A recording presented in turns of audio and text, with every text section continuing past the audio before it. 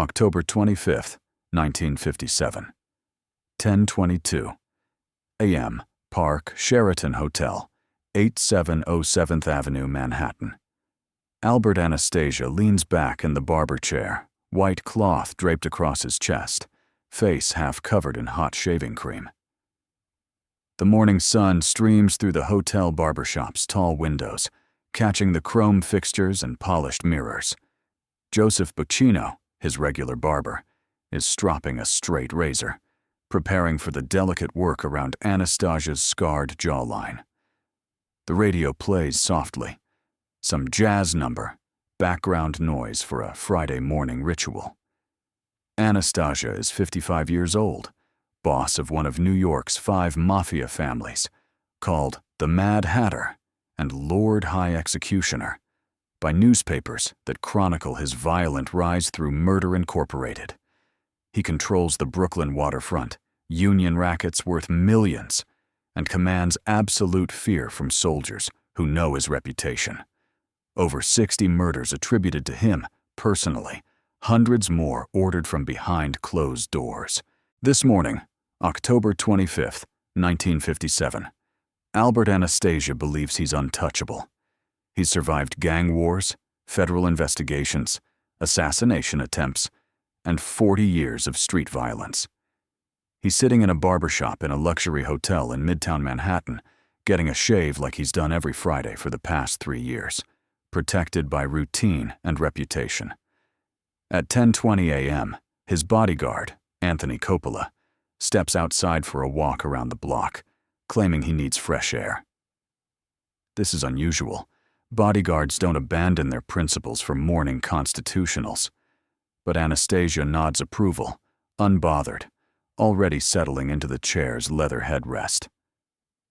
At 10:22 a.m., 2 men in fedoras and dark suits walk through the barbershop entrance. They move with purpose, hands already reaching into coat pockets. Joseph Buccino sees them in the mirror, freezes mid-stroke with the razor, and drops to the floor behind his station. Albert Anastasia's eyes are closed, head tilted back, face covered in shaving cream. He doesn't see them coming, doesn't see the .38 caliber revolvers that emerge from coat pockets, doesn't register danger until the first shot explodes through the barbershop's morning calm. 5 bullets, 11 seconds. One of the most powerful mob bosses in America dead in a barber chair, his blood mixing with shaving cream on white porcelain, while his killers walk calmly out the door and disappear into midtown crowds. This isn't random violence. This is execution.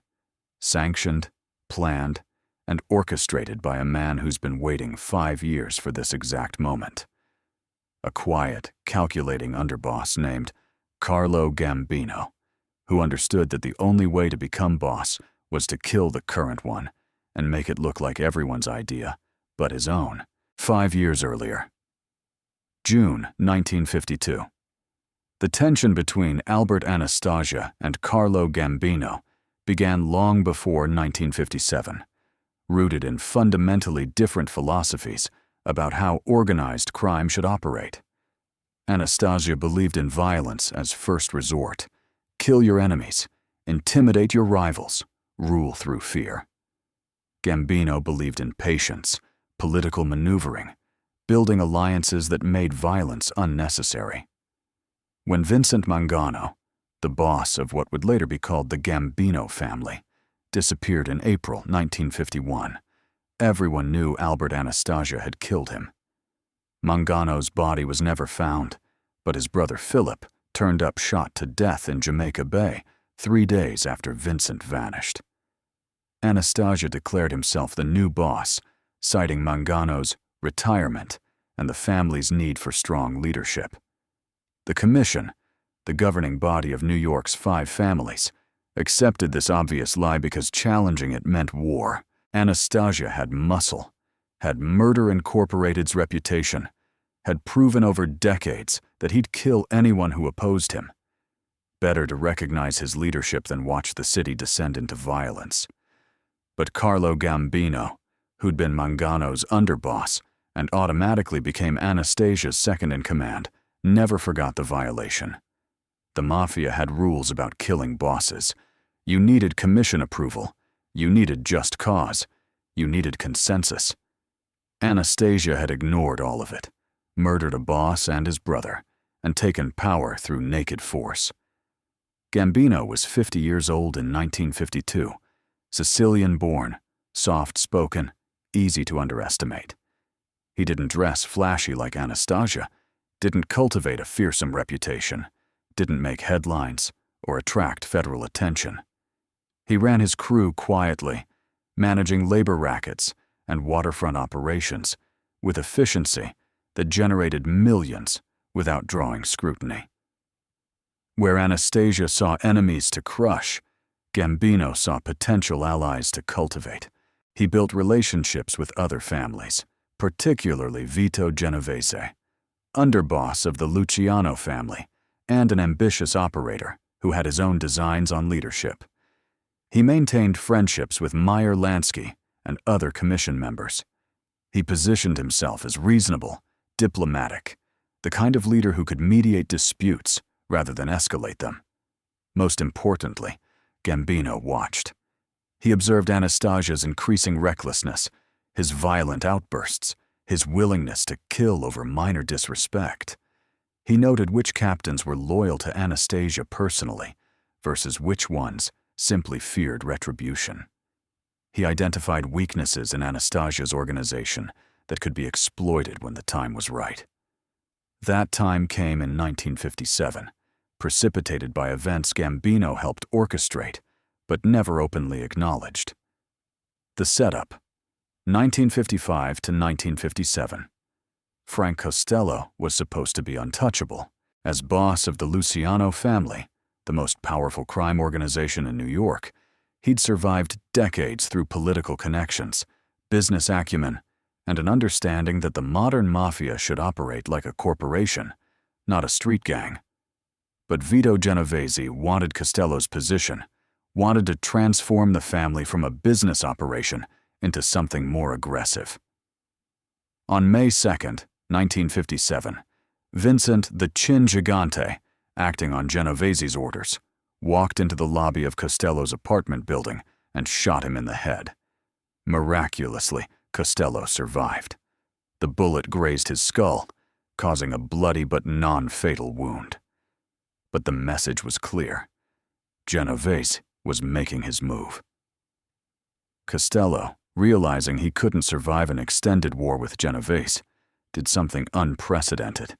He retired, stepped down as boss, cited health concerns, effectively handed the family to Genovese without a fight. The commission accepted this peaceful transition, grateful to avoid the bloodshed that seemed inevitable. Carlo Gambino watched these events with calculating interest. Genovese had just proven you could remove a boss without killing him, through intimidation, political maneuvering, and making the target believe survival meant surrender. More importantly, Genovese now owed debts to various commission members who'd facilitated Costello's retirement. Those debts could be called in. Gambino approached Genovese through intermediaries, suggesting a partnership. Anastasia was becoming a liability. Too violent, too unpredictable, too likely to attract federal attention that would damage all 5 families. If Anastasia were removed, Gambino would become boss of his family and would support Genovese's leadership of the Luciano family. 2 bosses, allied, controlling New York's underworld together. Genovese agreed, with one condition. The hit had to look justified. The commission needed plausible reasons to approve Anastasia's execution. Otherwise, Genovese risked appearing complicit in unauthorized violence. They needed to build a case that Anastasia's death was necessary for organizational stability. The case wasn't hard to construct. Anastasia had been making enemies systematically. He'd muscled into Cuba's casinos without consulting Meyer Lansky, who controlled gambling operations there. He'd ordered hits without commission approval, violating protocol that had governed New York's families since Lucky Luciano created the system in 1931. He'd been talking openly about expanding into drug trafficking, which the commission had banned because narcotics convictions carried mandatory minimums that incentivized cooperation with prosecutors. Most damningly, Anastasia had allegedly been selling mafia memberships, allowing wealthy civilians to become made men in exchange for large cash payments. This violated the fundamental principle that membership was earned through loyalty and violence, not purchased like a country club initiation. Several commission members were outraged when they learned about it. Gambino and Genovese presented their case to the commission in a series of private meetings during summer 1957. Anastasia was unstable, greedy, dangerous to organizational security. His removal would stabilize the families, prevent federal attention, and restore proper governance. The other bosses, Tommy Lucchese, Joe Profaci, Joe Bonanno, listened, weighed the arguments, and reached consensus. Albert Anastasia would be killed. Carlo Gambino would succeed him. The commission's approval was granted in September 1957, with one requirement: make it clean, make it public enough to send a message, and make sure Anastasia's loyalists understood this was official business, not a coup. The preparation. October 1st to 24th, 1957. Planning the hit required precision. Anastasia wasn't some street-level soldier who could be grabbed off a corner and shot. He had bodyguards, drivers, a routine that was both predictable and protected. His home in Fort Lee, New Jersey was fortified. His usual restaurants and social clubs were in Brooklyn neighborhoods, where his soldiers outnumbered potential attackers. But Carlo Gambino knew one vulnerability: the Park Sheraton Hotel barbershop. Every Friday morning, 10 a.m., Anastasia got a shave and haircut. Same barber, same chair, same routine, maintained for 3 years. The hotel was public, the barbershop accessible to anyone, and Anastasia's confidence in his reputation meant he often sent his bodyguard away during the appointment. The hit team consisted of 2 shooters, later identified as brothers, Larry and Joe Gallo, though they were never prosecuted, plus support personnel who'd handle logistics, getaway cars, and eliminating evidence. The Gallo brothers were chosen specifically because they weren't part of Gambino's crew, which provided deniability. They were independent operators from Brooklyn, ambitious, violent, and willing to take the contract for both the money and the reputation it would bring. The critical element was the bodyguard. Anthony Coppola had worked for Anastasia for 6 years, seemed loyal, had proven himself in previous confrontations. But Gambino's people had reached him months earlier, made an offer that combined financial incentive with survival instinct. Cooperate with the hit by ensuring he wasn't present when it happened, or be killed alongside Anastasia when it went down. Coppola chose survival. He agreed to step outside at exactly 10:20 a.m. on October 25th, leaving Anastasia exposed for the 3 minutes needed to execute the hit. The guns were .38 caliber revolvers, untraceable, purchased through intermediaries who couldn't connect them to anyone in the mafia hierarchy. After the shooting, they'd be wiped clean and dumped in the Hudson River. The shooters would change clothes immediately, dispose of their fedoras and coats, and blend into midtown crowds before police could establish a perimeter. October 24th, the day before the hit, Carlo Gambino was visibly present at a restaurant in Brooklyn, surrounded by witnesses who could confirm he was nowhere near Midtown Manhattan. Vito Genovese spent the day at his New Jersey estate, also surrounded by people who'd provide alibis. The political cover was established. The logistics were finalized. Everything was ready. October 25th, 1957. 10 a.m. to 10:22 a.m. Albert Anastasia arrived at the Park Sheraton Hotel at 9:58 a.m., driven by his chauffeur in a black Oldsmobile. Anthony Coppola sat in the front passenger seat, scanning the street from habit, even though nothing seemed unusual. 7th Avenue was crowded with Friday morning traffic. Businessmen heading to offices, tourists starting their day, delivery trucks navigating narrow lanes. They parked in the hotel's underground garage. Anastasia took the elevator to the lobby level, walked to the barber shop at the hotel's southeast corner, and was greeted by Joseph Buccino, who'd been his barber for 3 years. The shop had 4 chairs, all empty except for one customer getting a trim near the entrance. Normal morning, normal routine. Anastasia settled into chair 4, the one furthest from the door, positioned so he could see the entire shop in the mirror. Buccino draped him with a white cloth, reclined the chair slightly, and began applying hot shaving cream. The radio played, some big band number from the 40s. Anastasia closed his eyes, relaxing into a ritual that marked the end of another week's business. At 10:20 a.m., Anthony Coppola stood, told Anastasia he needed some air, and walked out of the barber shop. Anastasia, eyes still closed, murmured something inaudible. Buccino continued working, spreading the shaving cream evenly across Anastasia's face, preparing the straight razor. The other customer, who later told police he was just getting a haircut, didn't know who Anastasia was, glanced at his watch and decided to leave.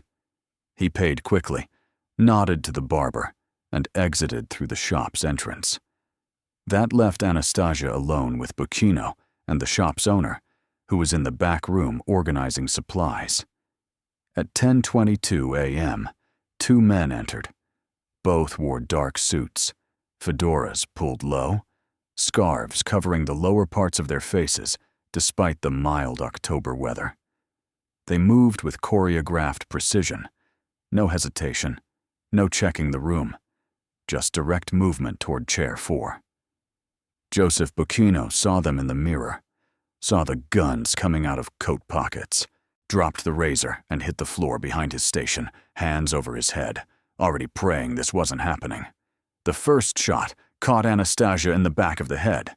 His eyes flew open, saw the shooters in the mirror, saw his own death approaching. Instinct made him lunge forward, trying to escape the chair, reaching toward the mirror like he could grab the gunman's reflections. The second and third shots hit him in the back and right hip as he half stood, tangled in the barber's cloth. The fourth shot shattered the mirror. Anastasia had stumbled forward, and the bullet meant for his chest hit glass instead, spraying shards across the floor. The fifth shot, fired at point-blank range, entered behind Anastasia's left ear as he collapsed. He hit the floor face first, blood spreading across white tiles, the barber cloth still draped across his shoulders like a grotesque cape. 10:22 a.m. to 10:33 a.m., 11 seconds, then chaos. The entire assassination, from the shooters entering to them exiting, took 11 seconds. They didn't run, didn't panic, just walked calmly back through the barbershop entrance, across the hotel lobby, and out onto 7th Avenue. Witnesses later reported seeing 2 men in dark suits getting into a black sedan that pulled away northbound, but descriptions were vague, contradictory, useless for identification. Inside the barbershop, Joseph Buccino emerged from behind his station, looked at Albert Anastasia's body, and started screaming for help. The shop's owner came running from the back room, saw the carnage, and ran to call police. Within 3 minutes, NYPD officers were securing the scene. Within 15 minutes, homicide detectives were photographing the body, collecting shell casings, interviewing witnesses. Anthony Coppola, Anastasia's bodyguard, claimed he'd been walking around the block when he heard shots, ran back to find his boss dead, the killers gone, chaos everywhere. His story was obvious bullshit. Nobody takes a casual walk while their principal gets a shave in a public barbershop. But he maintained it through hours of police interrogation. The media descended immediately. Mob boss, slain in barber chair, led every afternoon edition. Photographers captured images of the blood-stained barbershop, the shattered mirror, the overturned chair. Television news replayed the story throughout the day. By nightfall, Albert Anastasia's murder was the most famous mob hit in New York history. The transition, October 25th to November 14th, 1957. Within hours of Anastasia's death, Carlo Gambino convened a meeting of the family's captains at a social club in Brooklyn. His message was carefully calibrated. Anastasia's murder was a tragedy. The perpetrators would be found and punished. But business had to continue. The family needed leadership. As underboss, Gambino was the natural successor. Several captains who'd been personally loyal to Anastasia bristled at the speed of this transition.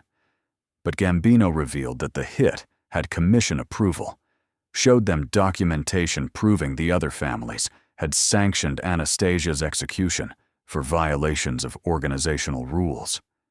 This wasn't a coup. This was official mafia business. The captains had a choice: accept Gambino's leadership and continue earning, or challenge the commission's decision and face elimination themselves. 23 of 27 captains pledged loyalty immediately. The other 4 disappeared over the next 6 months, their bodies never found, their crews absorbed into Gambino's operation. On November 14th, 1957, the commission held a meeting at the estate of Joseph Barber in Appalachian, New York. The official purpose was to discuss various family business and ratify leadership changes. The real purpose was to formalize Carlo Gambino as boss and cement the alliance between Gambino and Vito Genovese. The Appalachian meeting became famous for its spectacular failure. State police raided it, arrested dozens of mobsters, exposed the mafia's existence to mainstream America, but it achieved its primary objective. Carlo Gambino was recognized as boss of his family, a position he'd maintain for the next 19 years, until his death from natural causes in 1976. The investigation, 1957 to 1963. The NYPD and FBI investigated Albert Anastasia's murder for 6 years, generating thousands of pages of reports, interviewing hundreds of witnesses, following countless leads. They never made a single arrest. The Gallo brothers were suspected, but never charged. No witnesses could positively identify them, and both had alibis placing them in Brooklyn at the time of the shooting. Anthony Coppola, the bodyguard who'd conveniently stepped out moments before the hit, was questioned repeatedly. He maintained his story. He'd needed fresh air, taken a walk, returned to find his boss dead. Polygraph tests suggested deception, but without corroborating evidence, prosecutors couldn't charge him. The guns were never recovered. The getaway car was found abandoned in the Bronx, stolen earlier that morning from a parking lot in Queens, wiped clean of fingerprints. The fedoras and coats the shooters wore were never found. Every physical lead evaporated. The truth that Carlo Gambino had orchestrated the hit with commission approval, using outside contractors to maintain deniability, remained speculation until decades later, when various informants, including Joseph Valachi in 1963, and later Sammy "the Bull" Gravano, confirmed the basic outline. But by then, statute of limitations had expired, key witnesses were dead, and prosecution was impossible. Carlo Gambino himself was never seriously investigated for the murder. He'd been in Brooklyn at the time, had witnesses confirming his presence, and expressed public shock at Anastasia's death. The FBI knew he'd benefited from the murder, knew he'd probably ordered it. But knowing and proving were different things. The legacy Albert Anastasia's murder in the Park Sheraton Hotel barbershop became the template for understanding modern mafia executions. Public but controlled, violent but precise, sending messages to multiple audiences simultaneously. To Anastasia's loyalists, accept new leadership or die. To other families, the commission's will is absolute. To law enforcement, we operate with impunity even in luxury hotels in Midtown Manhattan. The barbershop itself became a morbid tourist attraction. The hotel eventually closed it, unable to overcome the notoriety. The Park Sheraton changed names multiple times, became the Park Central, later the Omni Park Central, eventually another brand entirely. The barbershop's location was converted to other uses, but hotel staff still point out where it used to be, where Albert Anastasia died with shaving cream on his face. Carlo Gambino's reign as boss validated his patient, political approach to organized crime. Where Anastasia had ruled through fear, Gambino ruled through consensus. Where Anastasia made headlines, Gambino avoided publicity. Where Anastasia inspired terror, Gambino inspired loyalty. His family became the most powerful and profitable in New York, a position it maintained even after his death. The 5 bullets that killed Albert Anastasia on October 25, 1957, didn't just create a new boss. They demonstrated that violence, no matter how feared you are, can't protect against betrayal from within. Anastasia had survived 40 years of street wars, federal investigations, and rival families. What killed him was his own underboss, working patiently for 5 years to build alliances, secure commission approval, and orchestrate an execution that looked inevitable in hindsight. The lesson: Joseph Bocchino, the barber who witnessed the murder, never recovered psychologically. He sold his business within a year, moved to New Jersey, refused to discuss what he'd seen. In the few interviews he gave before his death in 1984, he repeated the same observation. Mr. Anastasia had his eyes closed. He was relaxed. He trusted his routine. That's what killed him, the belief that Friday morning shaves were safe because they'd always been safe. That trust, in routine, in reputation, in the belief that power provides protection, was Anastasia's fatal mistake. Carlo Gambino understood that power doesn't come from being feared, but from being underestimated. From being the quiet man in the corner, while the feared man sits in the barber chair with his eyes closed. October 25, 1957, proved that in the Mafia, the most dangerous man in the room isn't the one with the most bodies to his name. It's the one nobody sees coming, the one building alliances while others are building reputations, the one patient enough to wait 5 years for the perfect moment to strike. 5 bullets, 11 seconds. One of New York's most feared gangsters dead before he could even stand from the barber chair.